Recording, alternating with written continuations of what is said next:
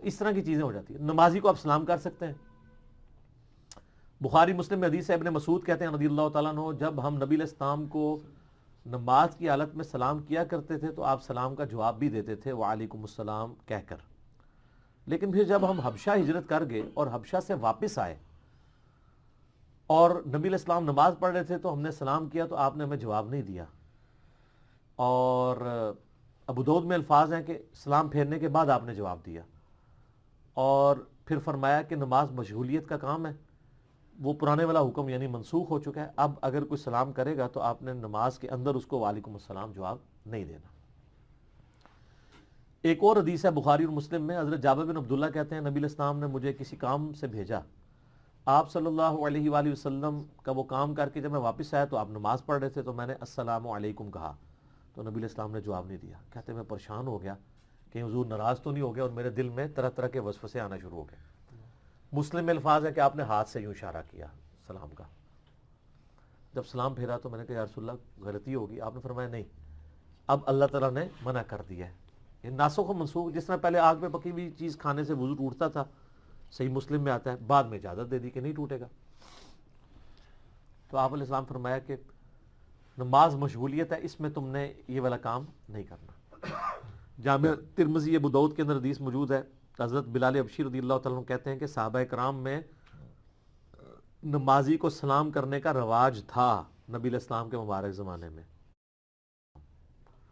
تو عبداللہ بن عمر رک گئے، حتیٰ کہ اس نے جب نماز کا سلام پھیرا تو آپ نے فرمایا کہ اگر نماز کی حالت میں تمہیں کوئی سلام کرے تو ہاتھ کے اشارے سے اسے جواب دو، زبان سے نہیں دینا.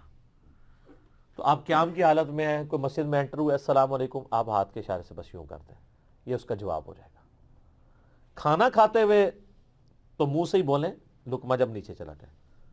وہاں پہ بھی اگر کوئی آپ تیزی سے کھا رہے ہیں، زیادہ بھوک لگی ہے، ایسے ہی کر دیں، ساتھ ہی دوسرا لقمہ لے لیں. اور یہ جو مشہور ہے کھانا کھاتے ہوئے بولنا نہیں چاہیے، یہ بالکل غلط ہے. بخاری مسلم میں حدیث ہے نبی علیہ السلام تو کھانا کھانے کے دوران حدیثیں بیان کیا کرتے تھے. یہ جو حدیث شفاعت ہے کہ قیامت والے دن سب کے سب لوگ پہلے حضرت آدم کے پاس جائیں گے، وہ کہیں گے آج مجھے اپنی جان کی فکر ہے، کرتے کرتے اینڈ میں نبی علیہ السلام کے پاس آئیں گے. یہ آپ علیہ السلام نے بکری کا گوشت کھانے کے دوران یہ حدیث بیان کی ہے. تو کھانا کھاتے ہوئے بول سکتے ہیں، لیکن یہ نہیں ہے کہ بہت بڑا لقمہ آپ نے منہ میں لیا ہوا اور بول بھی رہے ہیں اور سانس کی نالی میں چلا جائے، مصیبت ہی پڑ جائے. ویسے آپ کھا رہے ہیں تو لائٹر موڈ میں بات بھی کر سکتے ہیں، کوئی حرج نہیں ہے. اور کھانا کھانے سے پہلے کوشش کیا کریں کھانا کھانے لگیں تو بسم اللہ اونچی آواز میں پڑھیں تاکہ باقی لوگوں کو یاد بھی آ جائے.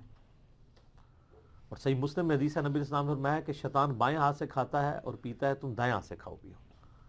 اور سنن ابن ماجہ میں حدیث ہے نبی علیہ السلام نے فرمایا شیطان دائیں ہاتھ سے کام کرتا ہے، تم کھانا بھی دائیں ہاتھ سے کھاؤ اور لین دین بھی دائیں ہاتھ سے کرو. البتہ صحیح مسلم میں یہ ہے کہ آپ نے جو استنجا کرنا ہے وہ الٹے ہاتھ سے کرنا ہے. لیکن اگر کوئی کھبو ہے، لیفٹی ہے، اب یہ تو نہیں ہے کہ وہ اب لیفٹی ہے تو اب وہ دائیں ہاتھ سے ہی کوئی وزنی چیز اٹھائے گا، اس کے لیے معاملہ الگ ہے. لیکن عموماً لین دین ہمارا تو چھوٹی موٹی چیزوں کا ہوتا ہے نا، پیسوں کا، کوئی پلیٹ دے دی تو آپ دائیں ہاتھ سے ہی دیں. لیفٹی بھی دے سکتا ہے دائیں ہاتھ سے، کوئی مسئلہ نہیں. لیکن ابھی کوئی جانور قربان کرنا ہے تو اب یہ نہیں ہے کہ لیفٹی کے رائٹ ہاتھ میں آپ پکڑا دیں، پھر تو جانور پتہ نہیں قربان ہوگا کہ نہیں ہوگا، الٹا مصیبت ہی بن جائے گی. ظاہر ہے اس کے اس ہاتھ میں طاقت نہیں ہے نا. مسلم شریف میں حدیث ہے کہ چھری تیز کر کے جانور کو آرام پہنچاؤ، تو یہ دائیں ہاتھ کے چکر میں کہیں مصیبت ہی نہ پڑ جائے. تو وہ کہتے ہیں نہیں، راستے کی دائیں طرف چلنا سنت ہے، بالکل ٹھیک ہے جہاں پہ فیزیبل ہو.